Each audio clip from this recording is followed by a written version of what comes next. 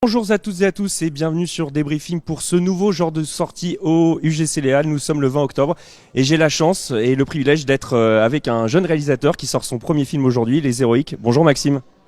Ami. Et bonjour à son distributeur Éric Lagesse. Bonjour. Bonjour. Maxime, c'est donc je le disais ton premier film après de longs mois, de longues années de gestation et là tu es à la première séance au Hall, à l'UGC Léal, la séance de 9h. Comment tu te sens? Qu'est-ce que ça fait là d'un coup de voir les premiers spectateurs arriver dans la salle qui vont découvrir ton film? Eh ben, on les a pas vus visuellement encore, mais sur des petits tableaux.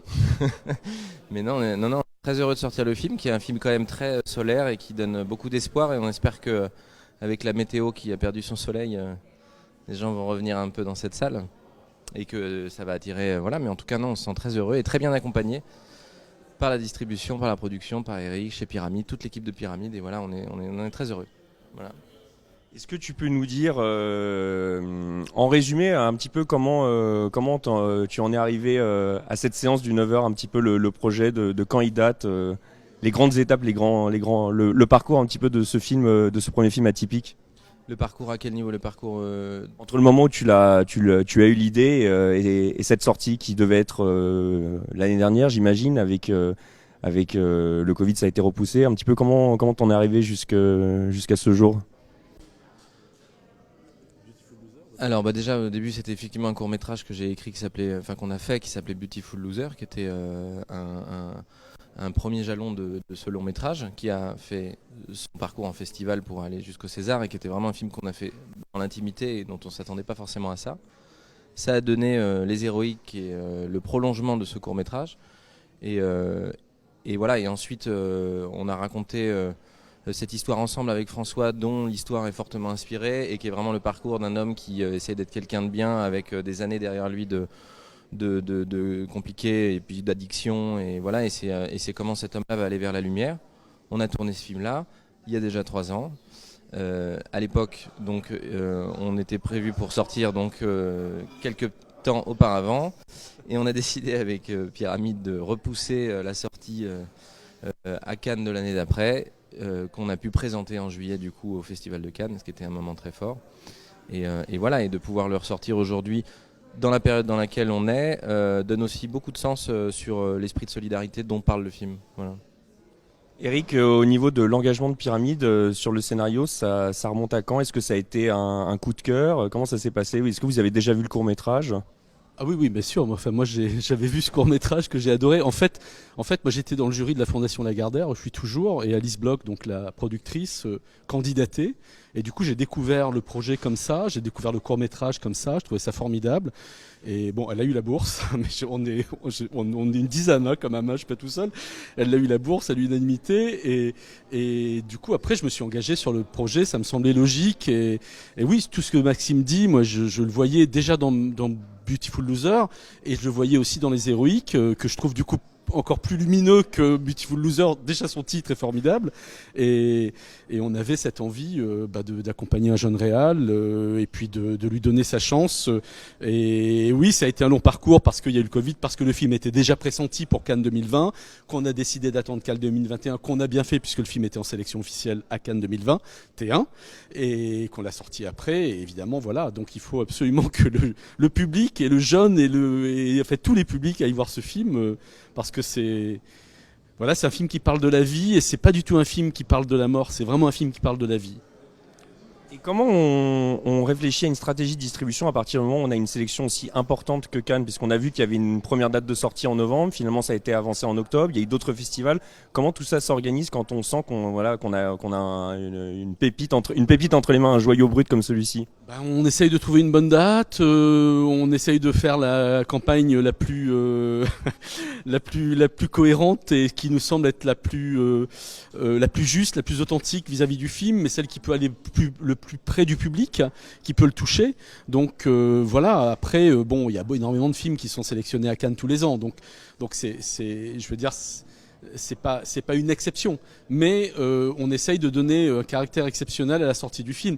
Après, évidemment, en ce moment, c'est très compliqué. Il y a beaucoup de films qui sortent. Il y a beaucoup de public qui a un peu déserté les salles. Et je ne peux que les encourager à y retourner parce que malgré tout, le grand écran, ça reste le grand écran. Une salle, un film, un grand écran à partager avec d'autres gens autour de soi, c'est unique, quoi. Je veux dire, c'est pas devant sa télé qu'on trouve ça, à mon sens, mais voilà, quoi. Et on parlait de lumière, en tout cas il y a un élément de cette campagne qui est vraiment pour le coup on va dire lumineux, c'est cette affiche qui détonne beaucoup des autres affiches de films français qu'on voit en ce moment. Est-ce que exactement, bah oui, avec ce jaune qui illumine, est-ce que comment on pense à une affiche comme celle-ci? Est-ce que c'est quelque chose qui s'est fait naturellement? Est-ce que Maxime, toi tu as été impliqué dans ce processus? Racontez-nous un petit peu. Non, alors ce travail sur l'affiche, Eric, on en parlait précédemment, mais c'était vraiment une évidence dans le sens où ça faisait partie des premières propositions et surtout ça faisait partie de la vision d'Eric du film, parce que nous c'est effectivement plus délicat d'avoir un peu de distance, de vraiment axer sur le fait que c'est un film qui est lumineux et que c'est un film qui va vers la lumière et que c'est un personnage qui est solaire. Et que du coup ça voilà et plein d'humour, plein d'aspérité et assez rock'n'roll aussi, mais rock'n'roll aussi dans un sens très empathique, dans le sens où c'est un personnage qui est hyper attachant et ça voilà. Et puis ce mouvement aussi de la moto qui va vers l'avant, puis je pense que dans la période dans laquelle on est, c'était un peu un hasard, hein, mais ça raconte aussi un élan vers lequel on a envie d'aller. Et bon, bref, en tout cas, c'est arrivé de manière très évidente. Voilà. Ouais, en fait, on a mis une agence avec qui on travaille régulièrement. Donc, elles nous ont fait une proposition d'une douzaine d'affiches qui étaient une douzaine de pistes possibles. Et on a flashé direct sur celle-là, tous ensemble. Ça a été assez évident. Et oui, parce qu'il y avait cette couleur, et puis il y avait ce mouvement, et puis il y avait cet humour. Enfin, moi, je trouve que cette affiche, enfin, quand on la voit, on sourit, quoi. Et c'est ça qui me semble important. Et c'est pareil pour la bande-annonce, on a l'impression que à la fois la bande-annonce, à la fois le film, je dis ça parce que j'ai eu la chance de pouvoir le découvrir à Cannes, et l'affiche, il y avait vraiment au niveau de la campagne marketing quelque chose, le fond et la forme vraiment s'épousent parfaitement. C'est notre travail, on essaye de le faire le mieux possible, de temps en temps on réussit, de temps en temps un peu moins, mais là en effet je trouve qu'il y a une belle cohérence. En plus, on le voit, au niveau de la presse, les retours sont quand même plus qu'unanimes. Et Maxime, tu as eu la chance de pouvoir présenter le film dans plusieurs salles. Tu as fait une tournée, tu as fait quelques festivals. Qu'est-ce que tu en retiens? Comment le public a réagi face à ce film qui, au départ, quand on lit le sujet, peut paraître un peu sombre, mais finalement, plus le film avance et plus on découvre l'espoir et la lumière. Est-ce que le public a été réceptif à ça? Bah, c'est le grand travail qu'ils font et qu'on essaye de faire nous en promotion quand on va défendre le film et à Paris et en province et partout en France. C'est que effectivement c'est pas forcément un sujet qui peut attirer au premier abord, mais par contre en revanche quand les gens vont en salle, et en l'occurrence il y a un très bon bouche à oreille, en tout cas nous on le sent, parce que il y a quelque chose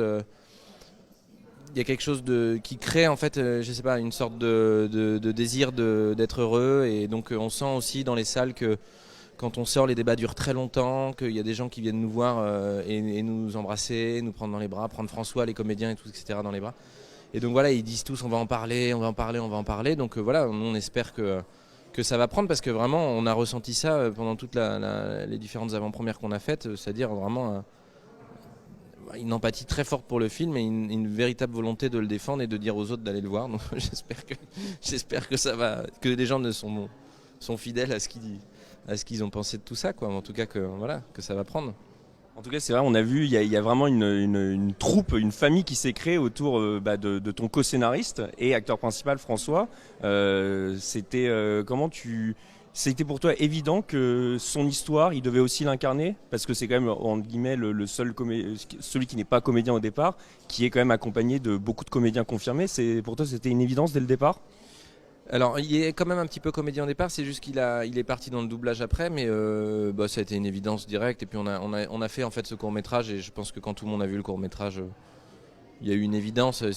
Pour voir quelqu'un comme ça, en fait, il faut aller au cinéma et pour le voir, dans le sens où c'est un personnage tellement incroyable que il y a eu une très belle critique où il disait que c'était un Chaplin de la banlieue parisienne, et je trouve que ça dit beaucoup de choses sur qui est François Creton, et à mon avis une des grandes raisons pour lesquelles il faut aller voir le film, quoi. C'est la grande magie, le côté multicolore de ce personnage, ouais. Et sa capacité à l'incarner en tant qu'acteur aussi, parce que voilà, il porte ça comme un acteur. Et il est le clown de lui-même, quoi. Voilà. Il joue quand même un personnage. Je veux dire, ce personnage est inspiré de sa vie et de lui, mais il joue un personnage, donc il y a quand même une distance aussi. Et je pense que dans cette distance, il y a énormément d'humour aussi, justement. Enfin, moi, je sais que c'est un film qui me fait souvent beaucoup rire. C'est jamais un film qui nous plombe, jamais, jamais, jamais. Et c'est ça qui est très réussi à mon sens, et c'est pour ça qu'il est héroïque. En tout cas, un film qui fait du bien, un film avec de l'humour, un film lumineux, un film d'un jeune réalisateur français prometteur. J'ai envie de dire, il y a tous les arguments pour que vous puissiez vous rendre en salle découvrir Les Héroïques à partir d'aujourd'hui dans toutes les bonnes salles. Merci infiniment Maxime, merci Eric. Merci beaucoup, merci. Et nous on se dit à très vite sur Débrief Film. Merci, bonne journée.